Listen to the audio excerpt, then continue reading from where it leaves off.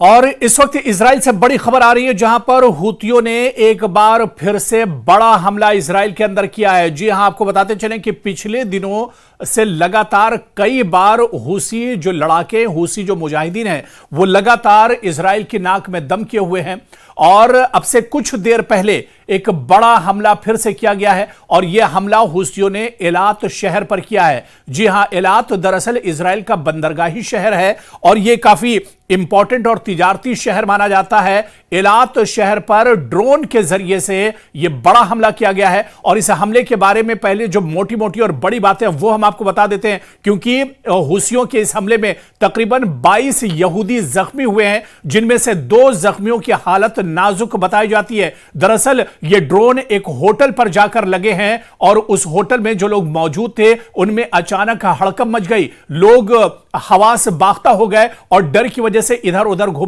दौड़ने लगे, और आसपास के इलाकों में जो अलार्म्स लगे थे वो अलार्म बजने लगे और लोग महफूज मकामात की तरफ भागने लगे। बड़ा यह हमला हुआ है, कई ड्रोन एक साथ हमला किया गया है, और इनमें देखने वाली बात यह है कि 22 लोग जख्मी हुए, 22 यहूदी जख्मी हुए, जिनमें 2 यहूदियों की हालत नाजुक बताई जाती है। और इसके अलावा जो जख्मी हैं उन्हें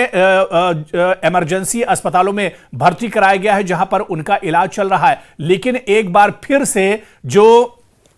इजराइल का एयर डिफेंस सिस्टम है उसकी नाकामी एक तरह से निकलकर सामने आई है। आयरन डोम जो बहुत अहम एयर डिफेंस सिस्टम माना जाता है इजराइल का, वो एक बार फिर से फेल हो गया है, एक बार फिर से नाकारा हो गया है। और बाकायदा इस चीज को, जी हां, यह खबर क्योंकि अभी आ रही है, यह खबर अब से कुछ देर पहले की है, जहां पर इजरायली मिलिट्री ने बाकायदा इस खबर को माना है, इस खबर की तस्दीक की है कि ड्रोन लॉन्च किए गए हैं यमन से। हूसी जो मुजाहिदीन है उनकी तरफ से ये ड्रोन लॉन्च किए गए हैं, और एलात का जो साउदर्न इलाका है, जुनूबी जो इलाका है, वहां पर यह बड़ा हमला किया गया है। और इसके बाद 22 लोगों को रेस्क्यू किया गया है जो बुरी तरह से जख्मी हुए हैं, और इनमें 2 लोगों की हालत सीरियस बताई जा रही है, जो ये खबर आ रही है। और यह खबर हम आपको अल जजीरा के तहत दे रहे हैं। अल जजीरा जो चैनल यह खबर दे रहा है उसके हवाले से यह खबर हम आपको दे रहे हैं, जहां पर 22 लोग जख्मी हुए हैं, 2 की हालत खराब बताई जा रही है, सीरियस कंडीशन है। और इजराइल ने बाकायदा आपको बताते चले कि इस खबर की तस्दीक भी कर दी है। इजराइल की जो सिक्योरिटी फोर्सेस है यानी आईडीएफ ने इस खबर की तस्दीक भी की है। और आपको बताते चले कि एक मिलिट्री स्टेटमेंट भी जारी किया गया है, और जिसके अंदर यह कहा गया है कि fell in the area of Eilat on the Red Sea coast on Wednesday after air defence fail to intercept it. यानी कि एयर डिफेंस सिस्टम जो है एक बार फिर से जो हूसियों के ड्रोन हैं उन्हें इंटरसेप्ट नहीं कर पाया, उन्हें एक तरह से रोक नहीं पाया, और ये एलात के एक इमारत में, एक होटल में जाकर ड्रोन लगे हैं, ड्रोन के जरिए से बम गिराए गए हैं, और उसके बाद ये बड़ा हमला एक तरह से एलात पर हुआ है। और आपको बताते चलें कि एलात शहर पर इससे पहले भी हूसी दरअसल इसको निशाना बनाते रहे। एलात क्योंकि सरहदी इलाका है, ये एक तिजारती बंदरगाही इलाका है, जहां पर यह बड़ा हमला किया गया है। और इस हमले में आपको बताते चलें कि जो जख्मी हैं उनकी तादाद अब बढ़कर 22 हो गई है, जिनमें से 2 की हालत नाजुक बताई जा रही है। यानी कुल 22 यहूदी जख्मी हुए हैं इस हमले के अंदर। तो यमन का ये दरअसल हूसी मुजाहिदीन का ग्रुप है, जिसने खुद अब इसकी जिम्मेदारी कबूल कर ली है। इस हमले की जिम्मेदारी जो हूसी लड़ाका है, जो मुजाहिदीन है, उन्होंने कबूल कर ली है। और इस मौके पर खुद उन्होंने कहा है कि the operation was carried out with a number of drones and successfully achieved it's objectives. यानी जो उनका टारगेट था उस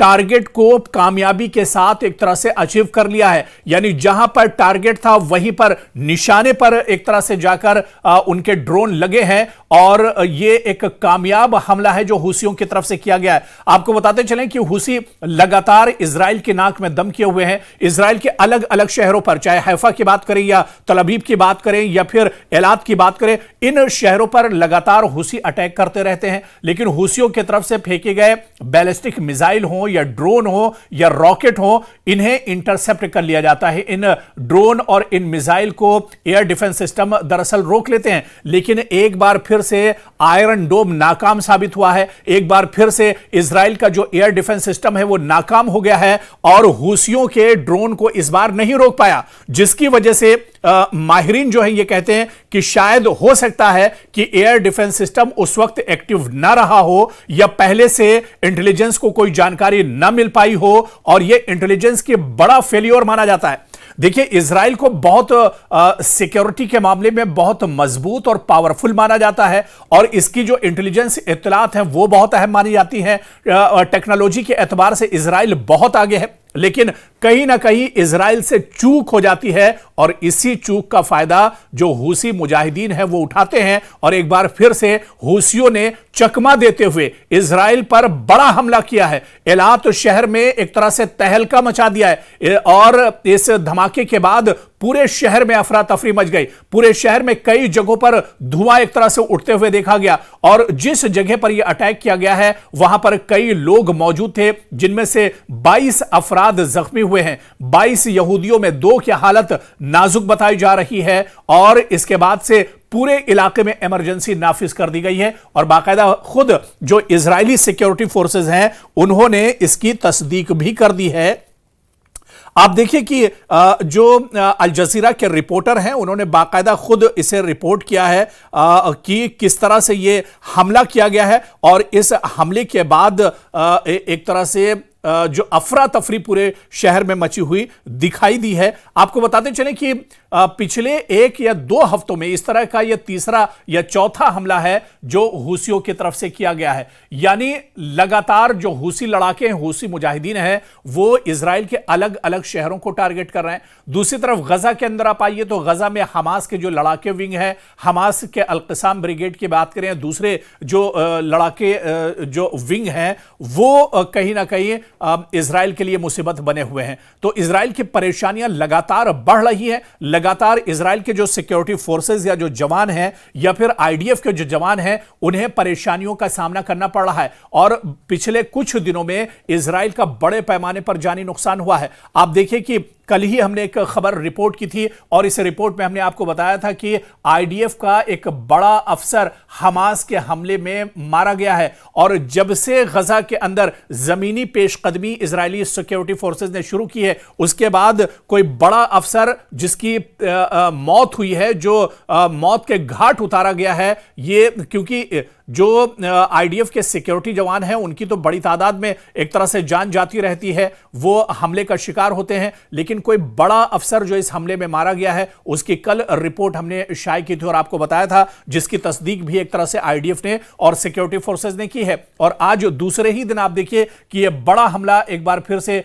हूसी मुजाहिदीन की तरफ से किया गया है और यह हमला यमन की तरफ से किया गया है, जिसकी बाकायदा जिम्मेदारी हूसी लड़ाकों ने कबूल कर ली है। यमन ने इसकी जिम्मेदारी कबूल कर ली है। दरअसल हूसी यमन पर जिस तरह से इजराइल ने हमला किया था उसको लेकर नाराज हैं और इसके अलावा हूसी इस वजह से भी नाराज हैं जिस तरह से इजराइल गजा में कत्लेआम कर रहा है, गजा में खून खराबा कर रहा है, गजा में लगातार हमले तेज कर दिए हैं इजराइल ने। इसके बाद से हूसियों ने भी अब कहीं ना कहीं अपनी हिकमत अमली बदल दी है। हूसी लगातार इजराइल के जो शहर हैं उन्हें निशाना बना रहे हैं, लगातार आईडीएफ के जो जवान हैं उन्हें निशाना बनाया जाता है, लेकिन इजराइल इन हमलों को दरअसल रोक लेता है अपने एयर डिफेंस सिस्टम के जरिए, आयरन डोम के जरिए। अक्सर जो हमले हूसियों की तरफ से किए जाते हैं उन हमलों को, उन मिसाइलों को या उन ड्रोन्स और रॉकेट्स को अक्सर आयरन डोम नाकाम बना देता है। लेकिन यह हमला जो एलात पर किया गया है,